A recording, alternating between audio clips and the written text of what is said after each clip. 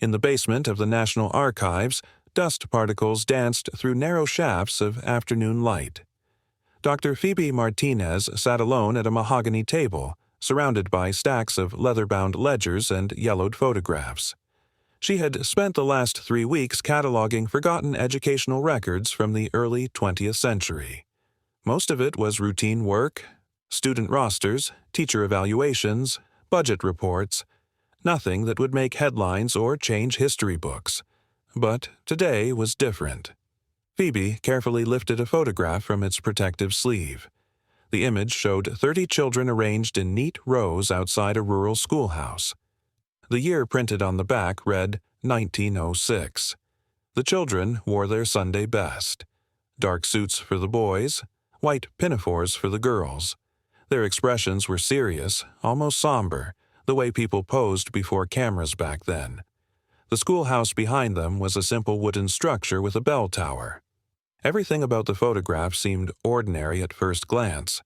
Then Phoebe noticed something strange.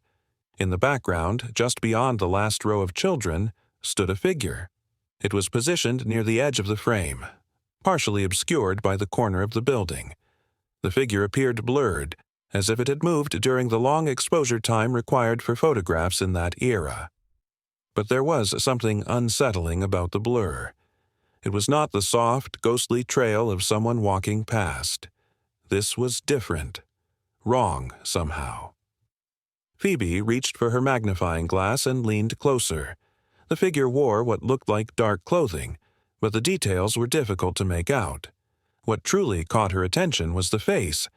Even through the blur, she could see features that did not quite align properly.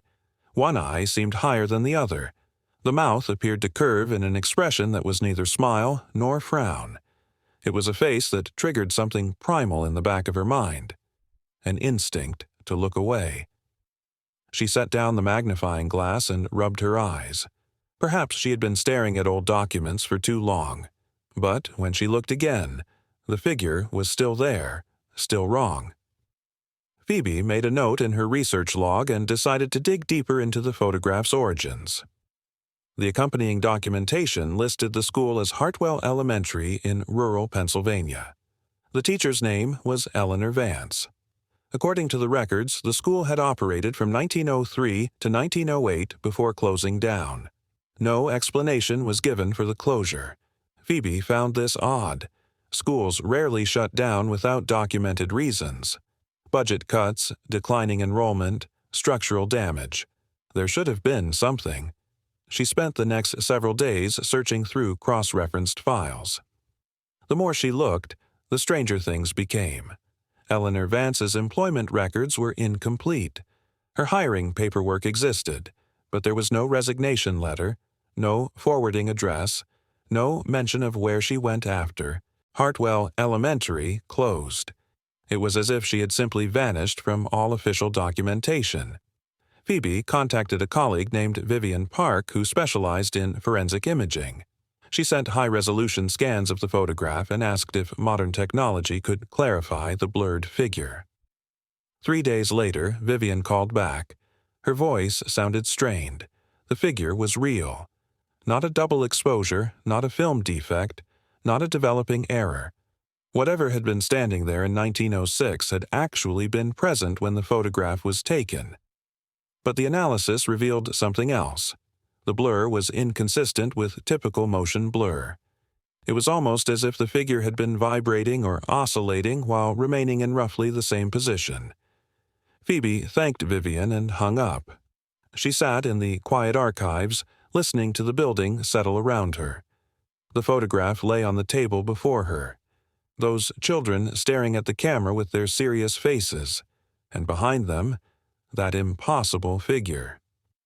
She decided to visit Hartwell, Pennsylvania. The town was small, the kind of place where everyone knew everyone else's business.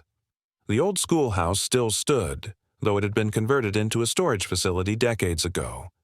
Phoebe spoke with the local historical society, hoping to find more information about Eleanor Vance or the school's closure.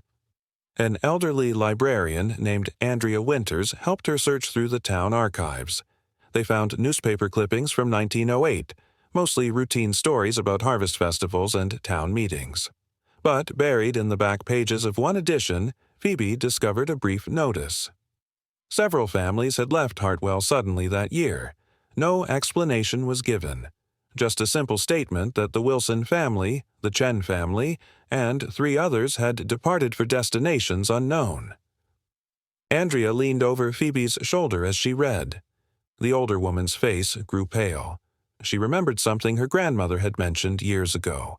Whispered stories about the old school, about how the children who attended there in those final years were different somehow, quieter, more watchful. Her grandmother had been young at the time, too young to attend the school herself, but old enough to remember the strange atmosphere that had settled over the town.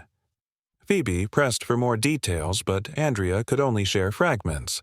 References to a silent plague that people spoke about in hushed tones, mentions of parents keeping their children home for weeks at a time, and one phrase that Andrea's grandmother had repeated with a shudder: "The watcher is in the schoolhouse." That evening, Phoebe returned to her hotel room with photocopies of everything she had found. She spread the documents across the bed and studied them late into the night. The photograph sat propped against the lamp on the nightstand. She tried not to look at it too often. Every time she did, the blurred figure seemed to demand her attention, as if it wanted be seen, as if it had been waiting all these years for someone to finally notice. Over the following weeks, Phoebe found herself thinking about the photograph constantly. She had strange dreams. In them, she stood in a vast field behind the schoolhouse. Children played in the distance, their laughter thin and hollow. The blurred figure stood at the edge of the field, watching, always watching. When Phoebe tried to approach it, the figure would retreat, maintaining the same distance between them no matter how fast she moved. She would wake from these dreams feeling exhausted, as if she had actually been running through those fields all night. Back at the archives, Phoebe noticed other odd occurrences. Files that she remembered placing in specific locations would be moved. Not far, just a few inches to the left or right. Papers that had been neatly stacked would be slightly askew. She told herself it was the cleaning staff or her own absent-mindedness, but deep down she knew better. One afternoon, she heard footsteps in the corridor outside the research room. Slow, deliberate steps that stopped just outside the door. Phoebe waited for someone to enter, but no one came. When she opened the door to check, the hallway was empty. She began to dread coming to work. Her supervisor, a stern woman named Mila Richardson, noticed the change in her demeanor. Mila had worked at the archives for 20 years and prided herself on maintaining professional standards. She called Phoebe into her office and asked if everything was all right. Phoebe considered telling her about the photograph, the missing records, the strange dreams. Instead, she said she was fine, just tired from the long hours. Mila did not look convinced, but she let it go. Phoebe's next breakthrough came from an unexpected source. A young intern named Louis Elian was processing a shipment of materials that had been in storage for decades. Among the boxes, he found a crate marked with the Hartwell Elementary seal. Inside were personal effects belonging to Eleanor Vance, lesson plans, grade books, and a leather journal. Louis brought the journal to Phoebe immediately. His hands shook slightly as he handed it over. The journal was small, bound in dark leather that had aged to a deep brown. The pages were brittle and yellowed. Eleanor Vance's handwriting filled every page in neat, precise script. The early entries were mundane. Notes about lesson planning, observations about her students, complaints about the cold winters. But as Phoebe read further, the tone changed. Eleanor began writing about a presence in the school. She described feeling watched during lessons, even when she was alone in the building. Objects would move when she was not looking. The children acted strangely, falling silent mid-conversation and staring at empty corners of the room. Some refused to enter certain areas of the schoolhouse. Others would not speak about what they had seen. Eleanor's writing grew more frantic. She mentioned consulting with authorities, not local officials, but people from elsewhere, government men who asked strange questions and took detailed notes. They examined the school, measured distances, collected samples of wood and soil. They spoke in whispered conferences that Eleanor was not invited to join. Then came an entry dated March 1906. Eleanor wrote about a plan. The authorities had decided to attempt something called a phenomena assessment. They would stage a class photograph. Every child would be present. Eleanor was instructed to position them in specific locations, following a diagram the men had provided. The purpose, they told her, was to draw it out into measurable observation. Phoebe's hands trembled as she turned the pages. Eleanor described the day of the photograph. The children arranged according to the diagram. The photographer setting up his equipment, and then, just before the picture was taken, a child named Amelia began to cry. She pointed toward the back of the schoolhouse and screamed that it was coming. Eleanor had been instructed not to intervene no matter what happened. The photographer took the picture quickly, his hands shaking so badly he nearly dropped the camera. The final entries in the journal were nearly illegible. Eleanor's handwriting had deteriorated into frantic scrawls. She wrote about seeing the developed photograph, about the figure that appeared in the background just as the authorities had predicted. She described its face. A mask, she called it. Not a real face, but something pretending to be one. The eyes were painted on, mismatched and crooked. The mouth was a slash that revealed nothing behind it. But the most disturbing detail came in the last entry. Eleanor wrote that when she looked at the photograph, the figure's position had changed. It was closer to the children than it had been when the picture was taken, and if she stared long enough she could swear she saw it moving, inch by inch, getting closer. The journal ended there.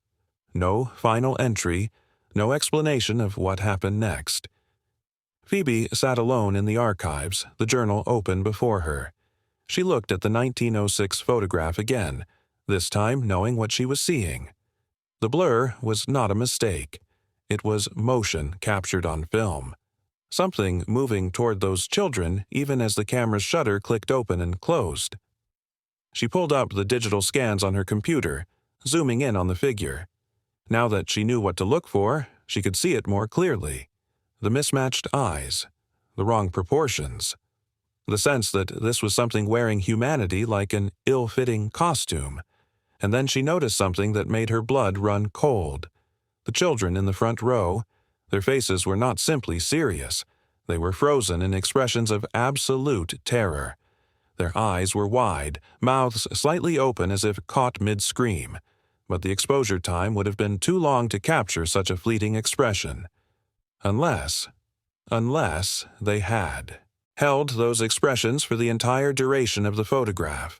Unless they had been so frightened that they could not move, could not blink, could not do anything but stare in horror at what was behind them. Phoebe's phone rang, startling her so badly she knocked over her coffee mug.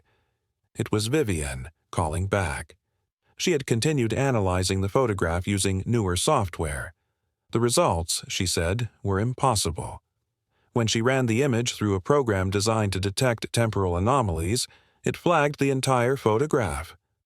According to the analysis, parts of the image were from different moments in time. The children in front appeared to be from 1 second, the figure in back from another, as if the photograph had somehow captured multiple moments layered on top of each other. But there was more. Vivian had enhanced a reflection visible in one child's eyes. In that tiny reflection, she could make out the photographer. And standing directly behind him, barely visible, was another figure. The same blurred, wrong presence. It had been on both sides of the camera. After the call ended, Phoebe sat in silence. The archives felt different now. The shadows in the corners seemed deeper. The building's usual creaks and groans took on sinister meanings. A colleague named Cairo Chen stopped by to drop off some files. He noticed Phoebe's pale face and asked if she was feeling well. She told him about the photograph, expecting skepticism or concern for her mental state. Instead, Cairo's expression grew serious. He told her that several staff members had reported strange experiences in the basement archives over the years. Feelings of being watched, items going missing and reappearing in odd places.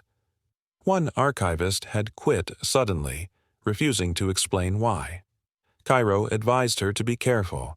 Some things, he said, were better left alone. Some pieces of history did not want to be uncovered. But Phoebe could not stop now. She felt compelled to understand what had happened at Hartwell Elementary, what the government men had been trying to do, what Eleanor Vance had witnessed.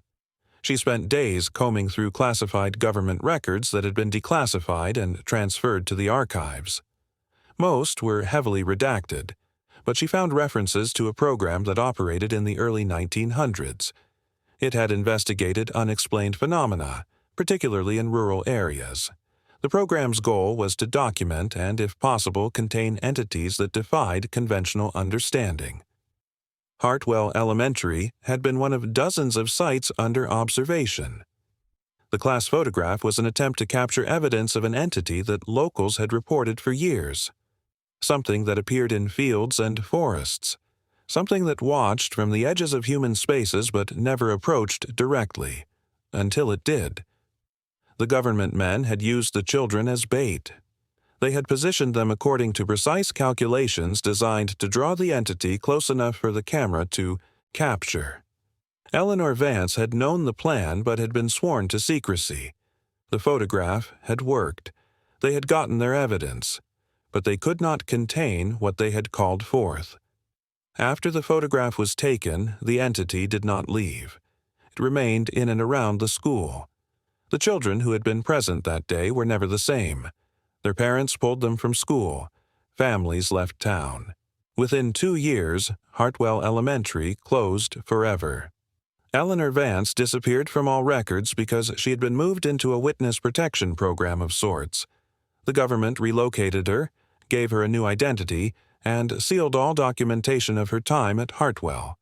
They wanted to erase any trail that might lead back to their failed experiment. Phoebe found one final document. A memo from 1910, 3 years after the photograph. It reported that several of the children from the class had died under mysterious circumstances. They had all described the same nightmare before their deaths. A figure standing at the foot of their beds. A face that was not a face. Eyes that did not see but nonetheless watched. The memo concluded with a recommendation that all materials related to the Hartwell incident be sealed indefinitely. The photograph and Eleanor's journal were to be buried so deep in the archives that they would never see light again. But bureaucracy was imperfect. Files got misfiled, boxes got mislabeled, and eventually, more than a century later, Phoebe had found them. She looked at the photograph one last time. The children with their terrified eyes, the blurred figure in the background. And now, knowing what she knew, she saw something else. The figure was not looking at the camera. It was looking down. At the children. At Amelia, who had cried out in fear. Its attention was fixed on them with an intensity that transcended the static image. Phoebe's screen flickered. Just for a moment. When it stabilized, the photograph looked slightly different. The blur seemed to have shifted position. Closer to the children. She told herself it was a glitch, a compression artifact in the digital file. But when she zoomed in on the children's faces, she saw that their expressions had changed too. Their eyes were darker now. Not shadows from the photograph's age, but genuine darkness, as if their pupils had expanded to consume the entire eye. And their mouths, previously slightly open, now seemed to be forming silent screams. Phoebe quickly closed her laptop. Her heart raced. She was imagining things. The stress of the research, the lack of sleep, the disturbing content of Eleanor's journal. It was all catching up with her. She decided to take a break from the project. She would file her preliminary report and recommend that the photograph be examined by specialists in historical anomalies. She would step away and let someone else deal with it. That night, Phoebe had the most vivid dream yet. She stood in the field behind Hartwell Elementary. The schoolhouse loomed in the distance, its bell tower dark against a gray sky. Children played around her, but their movements were wrong, too slow, too deliberate, like actors performing a play. The blurred figure stood at the edge of the field, and this time Phoebe could see it clearly. It wore something that resembled old-fashioned clothing, but the proportions were off. Too long in some places, too short in others. And the face. The face was exactly as Eleanor had described. A mask with painted features, eyes at different heights, a crooked mouth, skin that looked more like fabric stretched over something that was not quite human, shaped underneath. The figure began walking toward her, not quickly, but with terrible inevitability. Phoebe tried to run, but found her legs would not move. She tried to scream, but no sound emerged. The figure came closer, closer, until it stood directly in front of her. It leaned down, bringing that awful face level with hers, and it smiled. The mouth did not move the way a real mouth should. It simply widened, revealing nothing behind it. Not darkness, not teeth, just an absence. A void where something should have been. Phoebe woke up gasping, tangled in her sheets. The hotel room was dark except for the red glow of the digital clock. 3 a.m. She lay there, trying to calm her racing heart, telling herself it was just a nightmare. Then she heard it. Footsteps in the hallway outside her room. The same slow, deliberate steps she had heard at the archives. They stopped outside her door. Phoebe held her breath, staring at the thin line of light beneath the door. A shadow passed across it. Someone or something was standing right outside. She waited. Minutes stretched into eternity. Finally, the footsteps moved away, fading down the hallway. The next morning, Phoebe checked out of the hotel early and drove back to the city. She needed to finish her report and be done with this project. The photograph, the journal, all of it could become someone else's problem. At the archives, Mila was waiting for her. The supervisor's expression was grave. During the night, someone had broken into the research room. Nothing appeared to be stolen, but Phoebe's materials had been disturbed. Papers were scattered across the table. Her notes were out of order. And the photograph of the Hartwell Elementary class was missing. Security cameras had not captured anyone entering or leaving the room. The doors had remained locked. Yet somehow the photograph was gone. Phoebe felt a strange mixture of relief and dread. Part of her was glad to be rid of the cursed image, but another part, the part that had dedicated her life to preserving history, was horrified that such an important artifact had vanished. They searched everywhere, questioned staff, reviewed security footage from every angle, but the photograph had simply disappeared. A week later, Phoebe was organizing her desk when she found something in a drawer she rarely used. A photograph. The Hartwell Elementary class of 1906, the same one that had gone missing from the archives. But it was different now. The blurred figure in the background was gone. The space where it had stood was empty, showing only the corner of the schoolhouse. The children's faces had changed too. Their expressions were no longer frozen in terror. They looked peaceful, almost relieved, and in the bottom corner of the photograph, written in faded ink that had not been there before, was a single sentence in Eleanor Vance's handwriting. It found what it was looking for. Phoebe never filed her report. She kept the photograph locked in her desk drawer, where it remains to this day. Sometimes, late at night, she takes it out and studies those children's faces. She thinks about Amelia and the others who died, about Eleanor Vance, who spent the rest of her life looking over her shoulder, about the government men who had played with forces they could not understand. The field behind the old Hartwell schoolhouse still exists. It is overgrown now, claimed by weeds and wild grass. Local teenagers sometimes dare each other to visit it at night. Most refuse. Those who do rarely stay long. They report feeling watched. They describe seeing something at the edge of the field, just beyond where the light reaches. something that stands very still and stares back at them with eyes that do not quite match. The harvest always returns. Some presences never leave. They wait at the boundaries of our understanding, patient and persistent. And sometimes, when we dig too deeply into forgotten history, we give them exactly what they have been waiting for all along. A way back in, a door left open, an invitation we did not know we were extending. Phoebe knows this now. She carries that knowledge with her every day, along with the certainty that some mysteries should remain unsolved, some photographs should stay buried, some faces should never be seen clearly. But it is too late for such wisdom. The moment she picked up that photograph in the archive's basement, the moment she truly saw what stood in the background, she became part of the story. Just another name in a long list of people who encountered something that defied explanation and lived to regret it. She still has nightmares about the field, about the children, about that impossible figure with its mask-like face, and sometimes in the darkest hours before dawn she hears those footsteps in the hallway outside her apartment, slow and deliberate, moving with terrible purpose. They stop outside her door, they always stop outside her door, and Phoebe lies very still beneath her covers, barely breathing, waiting for them to move on. So far, they always have. But she knows, with a certainty that chills her blood, that one night they will not move on. One night the door will open, and she will see what Eleanor Vance saw, what those children saw in their final nightmares, the thing that has been watching, waiting, following the thread of attention that connects it to anyone who truly sees it in that century-old photograph. Some horrors refuse to be forgotten.